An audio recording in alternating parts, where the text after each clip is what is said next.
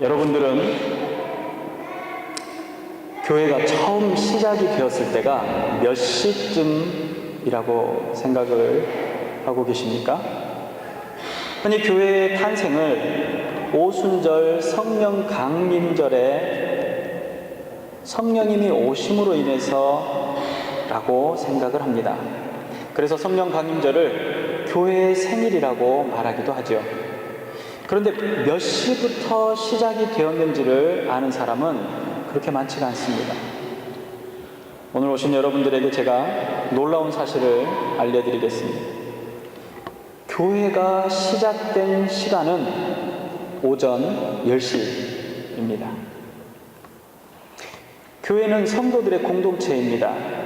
건물로서의 교회를 형태를 보고 만질 수 있는 유형의 교회라고 하고, 성령이 하나 되게 하시는 각 지체들이 모이는 성도들의 공동체를 무형의 교회라고 합니다.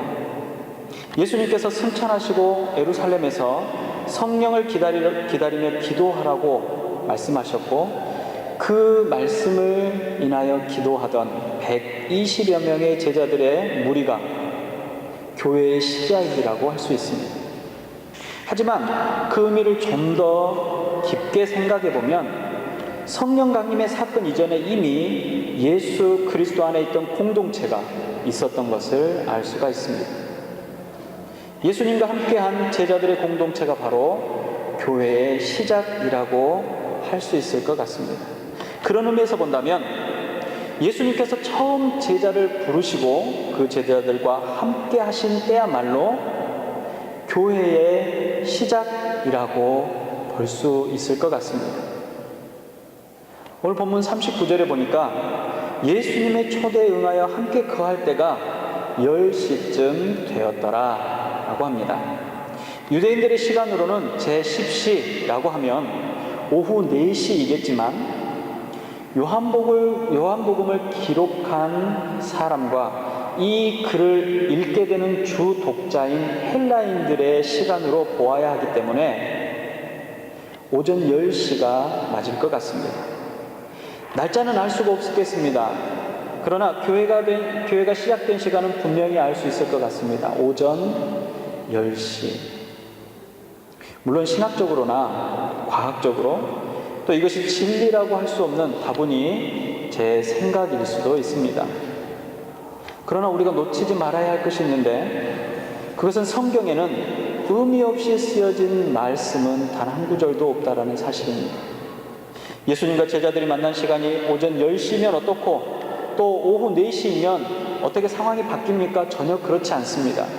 그렇지만 예수님께서 안드레와 동행하던 한 명을 초대했던 시간이 아침쯤, 그날 하루의 어느 때쯤이라고 대충 기록한 것이 아니라 그때가 10시쯤이라고 기록을 합니다.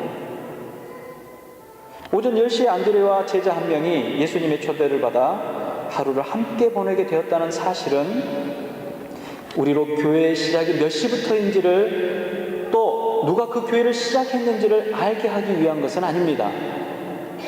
10시쯤이라고 기록한 것은 요한복음을 쓴 저자가 자신이 직접 목격한 사실을 증언하기 위해서 그 시간을 기록한 것입니다.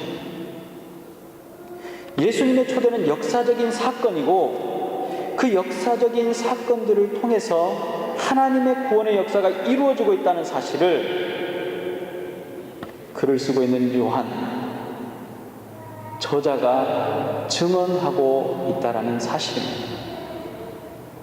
허다한 증거를 보고 듣고 경험하지만 사실 늘 무감각하게 살아왔던 우리에게 10시쯤이라고 하는 이 시간은 우리에게 분명한 증명입니다. 오늘 이 말씀을 듣는 여러분들에게도 분명한 증거가 남으시기를 바랍니다. 예수님 앞에 선 안드레와 또 이름이 나오지 않지만 요한복음의 저자일 것이라고 생각되어지는 한 사람이 있었습니다. 그들은 세례자 요한의 제자들이었습니다. 요단강가에서 세례를 베풀며 회개를 외치던 요한을 스승으로 섬기고 그가 하는 말을 귀담아 듣던 제자들이었습니다. 어느 날 그들의 스승과 함께 서 있는데 그들의 스승 요한이 한 사람을 가리키면서 보라, 세상 죄를 지고 가는 하나님의 어린 양이로다 라고 합니다.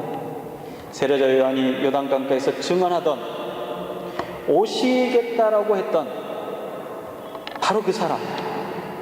그런데 이 요한의 손끝에 지적하고 있는 저기 저 사람이라고 세례자 요한이 증언한 것입니다. 요한의 증언은 사실 이렇습니다.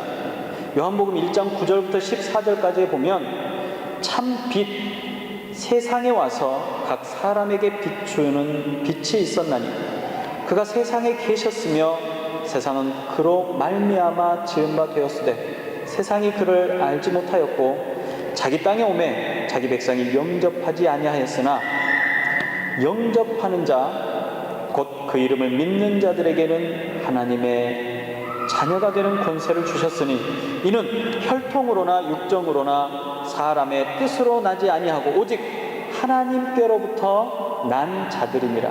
말씀이 육신이 되어 우리 가운데 거하심에 우리가 그의 영광을 보니 아버지의 독생자의 영광이요 은혜와 진리가 충만하더라. 이것이 바로 세례 요한이 오실 메시아에 대한 증언입니다. 그리고 또 말합니다. 율법은 모세로 말미암아 주어진 것이요 은혜와 진리는 예수 그리스도로 말미암아 온 것이라. 본래 하나님을 본 사람이 없으되 아버지 품속에 있는 독생하신 하나님이 지금 나타나셨습니다. 지금입니다. 안드레와 또 한 제자는 그 스승이 가리키는 사람을 주목했습니다. 그리고 이내 그들은 예수가 있는 곳으로 달려갔습니다. 가서 그가 가는 길을 함께 따라가고 있었습니다. 예수님께서는 당신을 따라오는 이 두 사람을 향해서 너희가 무엇을 찾고 있느냐라고 물으셨습니다. 이 물음에 대해서 안드레가 라삐어 어디 계시오니까? 라고 되물었습니다. 사실 이런 동문서답이 어디 있습니까? 예수님을 따라오는 두 사람에게 하신 질문은 너희가 지금 무슨 목적으로 나를 따라오는 것이냐? 내게서 무엇을 얻고자 함이냐? 라고 물으신 것입니다. 그런데 안드레의 대답은 선생님 지금 어느 곳에 머물고 계십니까? 라는 것입니다. 안드레의 질문은 예수님의 질문에 딱히 답할 수 없어 당황하며 예수님의 가르침을 배우기 원하는 그 마음, 예수님과 함께하기를 원하는 간곡한 부탁이었습니다. 예수님께서 머무르는 곳에 내가 지금 가보고 싶습니다 라는 것입니다. 되물은 안드레의 질문에 예수님께서 이렇게 대답하셨습니다. 와서 보라. 세례자 요한의 가르침은 메시아가 이 땅에 오심이었고 그 스승이 가리켰던 한 남자를 무조건 따라 나섰던 이 안드레가 마음속에 분명한 목적이 없어서 예수님이 계신 곳이 어딘지 물어봤겠습니까? 그렇지 않습니다. 그 마음 안에 분명한 목적을 가지고 있었습니다. 예수님의 초대에 따라 나선 안드레는 종일토록 예수님과 함께 지냈습니다. 예수님과 함께 지낸 그 날은 안드레에게 있어서는 평생 잊을 수 없는 아주 특별한 날이었을 것입니다. 어떻게 할 수 있을까요? 그것은 안드레가 하는 말과 행동을 미루어 보면 알 수 있습니다. 예수님의 초대로 그가 걷는 길을 함께 걸었고 그가 만나는 사람들을 함께 만났고 그가 하는 모든 것을 옆에서 종일토록 지켜보았습니다.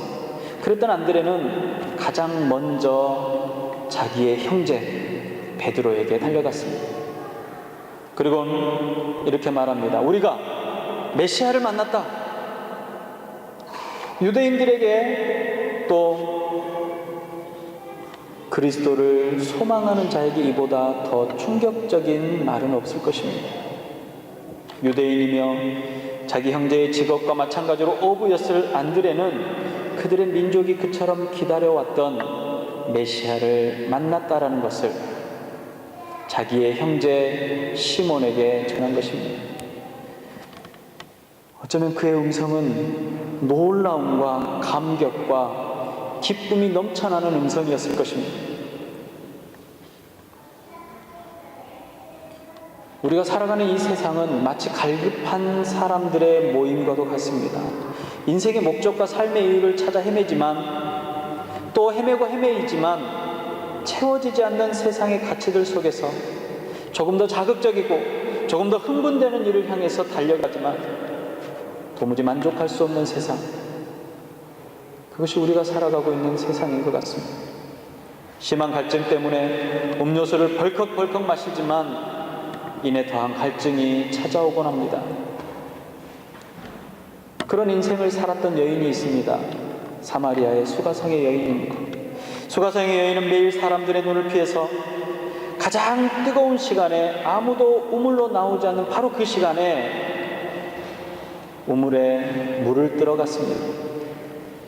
수도꼭지만 틀면 물을 얻을 수 있는 세상에 살고 있는 우리가 그 여인의 갈증을 얼만큼 어떻게 이해할 수 있겠습니까? 그러나 그 여인에게 가장 큰 갈증이 있었음을 성경을 통해서 알 수 있는데, 사람과 세상으로부터 오는 정죄와 죄책감이었습니다. 그리고 더 이상 거룩한 하나님과는 함께 할 수 없다라고 하는 엄청난 슬픔이었습니다. 사실 예수님께서 수가성 여인에게 전했던 복음의 핵심이 바로 그 본문 안에 들어가 있습니다. 복된 소식입니다. 복된 소식은 나를 향한 하나님의 사랑의 증거인 죄가 사해졌다라는 것입니다. 구원의 은혜를 받았다는 소식입니다. 하나님의 완전하고 영원한 용서와 기쁨의 잔치로 이제 우리가 초대받았다라는 사실입니다.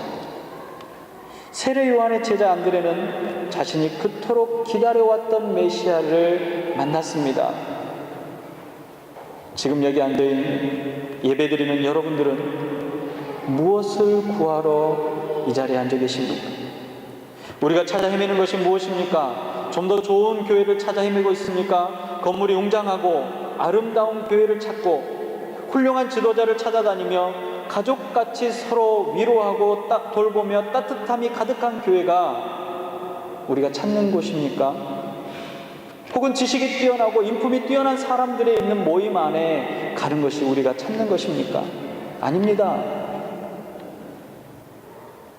나의 구원자 되시는, 메시아 되시는 예수 그리스도, 메시아를 찾고 만나는 것입니다. 먹고 마시고 무언가를 소유하려고 하고 지위나 권세를 누리려고 하며 세상으로부터 영광을 얻으려는 그런 마음, 그런 우리 인간의 욕심은 아담의 선악을 알게 하는 열매입니다. 예수님을 시험하던 사단의 시험입니다. 모든 사람들이 찾아 헤매지만 소유하면 소유할수록 갈증이 더 심해지는 썩어져 버릴 것들입니다. 우리에게 필요한 것이 있습니다. 수가성 여인에게 필요했던 것이 있습니다. 예수님을 쫓아 따라왔던 안드레에게 필요했던 것이 있습니다. 영원히 목마르지 않는 생명의 물입니다. 예수께서 대답하여 이르시되 이 물을 마시는 자마다 다시 목마르지 아니하려니와 내가 주는 물을 마시는 자는 영원히 목마르지 아니하리니 내가 주는 물은 그 속에서 영생하도록 솟아나는 샘물이 되리라. 메시아를 만난 안드레는 자기 형제 시몬에게 달려가서 자기가 메시아를 만났음을 알렸습니다. 영원히 목마르지 않는 영생하도록 솟아나는 샘물을 찾은 사마리아 여인은 그토록 피해 다니던 마을 사람들에게 달려갔습니다. 그리고 자신이 만난 사람을 전했습니다. 내가 만난 사람이 메시아다. 예수님을 만난 베드로, 안드레와 야고보와 요한은 즉시로 그들의 배를 버리고 그물을 버리고 주님을 따랐습니다. 세리마태는 세금을 걷던 그 자리를 박차고 일어나서 주님을 따랐습니다. 지금 뭔가에 기쁘고 흥분되어 있다면 그 일을 말하고 싶지 않겠습니까?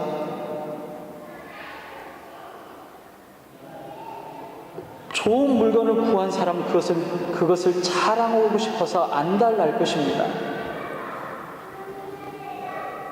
오랫동안 손꼽아 기다리던 아이가 태어났다면 평소에 알던 모든 사람들 뿐만 아니라 길거리를 지나가는 사람들을 붙잡고 나의 아이가 태어났습니다 라고 자랑하지 않겠습니까? 그런데 왜 우리는 우리의 가족이나 이웃들에게 예수님을 자랑하지 않을까요? 우리가 찾아 헤매는 가치가 영원한 생명이 아니기 때문일 것입니다. 아직도 나를 구원하시기 위해서 이 땅에 오신 하나님의 어린 양을 인격적으로 만나지 못했기 때문일 것 같습니다. 그분의 초대를 가볍게 여기고 먹음직도 하고 보암직도 하고 먹어서 지혜로울 것 같은 것들을 내가 더 기뻐했기 때문일 것 같습니다. 오늘 저와 여러분들이 안드레와 수가성 여인처럼 찾고 만나야 할 분이 있습니다. 그분 바로 메시아가 되시는 예수 그리스도입니다. 여기 모인 모든 분들이 메시아 되시는 예수님을 만나시기를 주님의 이름으로 축복합니다. 수가성 여인이 마을을 향해서 달려갔습니다. 그리고 외쳤습니다. 내가 행한 모든 일을 내게 말한 사람을 와서 보라. 이는 그리스도가 아니냐? 여자의 말이 내가 행한 모든 것을 그가 내게 말하였다는 증언함으로 그 동네 중에 많은 사마리아인들이 예수를 믿은지라라고 그랬습니다. 예수님께서 이틀 동안 수가성에서 머무르셨습니다. 그리고 하나님의 나라와 구원에 관해서 말씀을 전하셨습니다.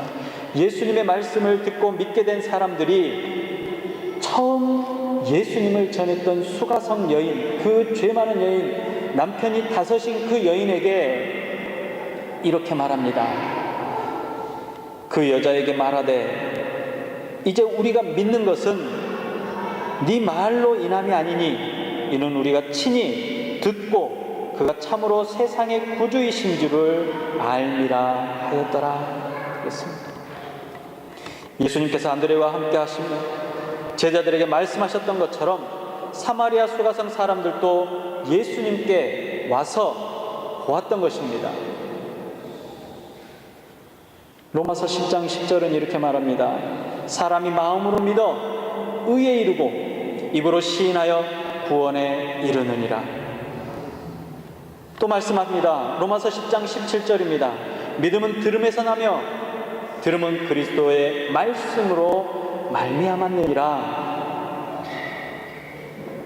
예수님의 초대에 응해서 예수님 안에 들어간 사람들은 예수님이 그리스도이시며 그분이 바로 나의 구원자 되심을 알게 되고 믿게 된다라는 사실입니다.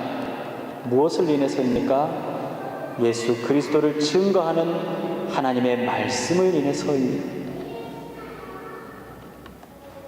그 믿음을 하나님께서는 의롭게 여기십니다. 우리의 입술의 고백들을 통해서 우리로 구원에 이르게 하시는 것입니다. 이를 말하는 사람이 없으면 도대체 누가 이 말을 들을 수 있겠습니까? 전하는 사람이 없다라고 하면 누가 예수 그리스도를 만날 수 있겠습니까? 우리가 만난 메시아를 전하지 않고는 견딜 수 없는 마음이 되시기를 바랍니다. 안드레 손에 이끌려서 시몬이 예수님 앞에 나왔습니다. 예수님께서 시몬을 보시고 이렇게 말씀하십니다. 내가 요한의 아들이니 요한의 아들 시몬이니 장차 게바라 하리라 하시니라. 게바는 번역하였으되 베드로라 그랬습니다. 게바는 아람어입니다. 베드로는 헬라어입니다. 그런데 게바와 베드로는 각각 두 단어이지만 모두가 반석이라는 동일한 뜻을 갖는 명사입니다. 안드레의 손에 이끌려온 시몬을 예수님께서 게바 혹은 베드로라는 이름을 지어주셨습니다. 중요한 사실은 안드레의 형제 시몬은 지금 단단한 사람이 아니라는 것입니다. 복음서 내내 베드로라는 사람을 보면 결코 반석과 같은 그런 존재가 아니었습니다. 그는 충동적이고 불안정한 사람이었습니다. 그는 그의 아버지의 직업을 물려받은 어부였고 생업을 위해서 매일 그물을 손질하고 배를 끌고 나가는 사람이었습니다. 그런데 그런 시몬을 예수님께서 보셨다라고 성경은 기록합니다. 예수님께서 보셨던 시몬은 초라한 어부가 아니었습니다. 예수님께서 보셨던 시몬은 현재의 그 시몬이 아니었습니다. 예수님께서는 장차 하나님의 뜻을 이루어드리며 예수 그리스도의 교회가 견고하게 설 수 있도록 헌신하게 될 시몬을 보신 것입니다. 이름을 바꾸어 주는 것은 야곱을 이스라엘이라는 이름으로 바꾸어 주었던 것처럼 그 인생의 전환점이 되며 변화의 계기가 된다는 것을 뜻합니다. 비록 예수님의 그 공생의 기간 동안에 베드로의 모습은 충동적이고 변덕스러웠으며 또 한낱 어부에 불과했지만 예수님께서 장차 하나님의 나라의 동역자가 될 견고한 반석과도 같은 베드로를 보셨습니다. 그리고 와서 보라고 하시며 메시아이심을 드러내시는 주님께서 시몬을 보셨던 것처럼 저와 여러분들을 보고 계십니다. 묵도하고 계십니다. 여전히 부족하고 여전히 의심이 가득하며 도대체 선한 것이라고는 찾아볼 수조차 없는 나를 하나님께서 보고 계십니다. 그러나 주님께서는 장차 주의 뜻을 이루어드리는 하나님 나라의 백성인 나를 보시고 초대하셨습니다. 뽕나무 위에 올라간 키 작은 삭개오가 변하여 새 사람이 되었습니다. 이미 예수님께서는 그가 변하여 새 사람이 될 것을 보셨습니다. 그것을 아시는 주님께서 그를 불러 그의 집에 머물 것이라고 말씀하셨고 그의 인생이 변했습니다. 그랬던 것처럼 사랑이 가득한 눈으로 지금 저와 여러분들을 바라보시며 예수 그리스도의 구원의 은혜 안으로 초대하시고 계십니다. 그리고 여전히 예수님 우리에게 말씀하십니다. 와서 보라. 주님의 말씀 안에 거하며 구원의 기쁨 가득한 은혜를 인해서 전하지 않고는 견딜 수 없는 마음이 되시기를 바랍니다. 장차 하나님의 뜻을 이루어드리기에 충분한 인생임을 보시는 주님의 시선을 지금 경험하시기를 바랍니다. 주님 돌이켜 물으십니다. 네가 지금 무엇을 구하느냐? 세상은 줄 수 없는 영원한 생명과 구원의 은혜를 찾으며 하나님과 깊은 교제가 있으시기를 주님의 이름으로 축복합니다. 기도하겠습니다.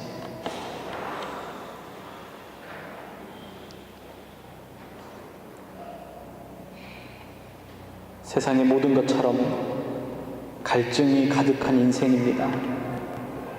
혹여 나를 만족시킬 것이 있나 찾고 헤매지만 여전히 목마르고 갈증이 납니다. 물질이 가득해도 더 많은 물질이 필요하고 권위와 권세를 잡아도 더 크고 높은 권세가 필요하며 많은 사람들로부터 칭찬을 받아도 그 칭찬과 사랑이 여전히 부족해 보입니다. 솔로몬이 고백했던 것처럼 헛되고 헛되며 헛되고 헛되니 헛되고 헛된 인생이 바로 우리의 인생입니다. 그러나 메시아의 오심을, 구원자의 오심을 기다리던 안드레에게 메시아를 확인할 수 있게 하셨던 것처럼 생명의 주요 구원케 하시는 예수 그리스도를 만나게 하여 주시옵소서. 그 주님께서 여전히 부족하며 연약하며 선한 것이 하나도 없는 아무런 쓸모없는 것과 같은 나를 보시면서 장차 하나님의 나라에 아름답게 쓰임받을 제목으로 보시고 초대하셨던 것처럼 마귀의 자녀요, 세상의 자녀요, 버림받은 자녀로 거룩한 하나님의 자녀라는 새로운 이름을 주셨던 것처럼 우리 안에 변화되는 심령이 되게 하시고 예수 그리스도의 기쁨이 넘치도록 허락하여 주시옵시며, 내가 만난 구원자를 전하지 않고는 견딜 수 없는 마음을 허락하셔서 나의 가장 사랑하는 가족들이 그 메시아를 만나게 하여 주시옵시고, 내 사랑하는 이웃들이 그 메시아를 만나게 하여 주시옵시며, 내가 서 있는 그곳에 모든 이들이 나를 인하여서 예수 그리스도를 만날 수 있도록 허락하여 주시옵소서. 주님의 이 귀한 사명 안에 우리를 불러주셨사오니 주의 사명을 잘 감당하는 성도들이 다 될 수 있게 하여 주시옵소서. 혹여 아직 구원의 확신이 믿음이 연약한 자들이 있습니까? 이 말씀을 들어 마음에 새기며 마음에 믿어 의에 이르게 하여 주시옵시고, 우리의 입술로 시인하여 구원에 이를 수 있도록 허락하여 주시옵소서. 생명의 은혜로 허락하신 우리 구주 예수님의 이름으로 감사하며 기도드리옵나이다. 아멘.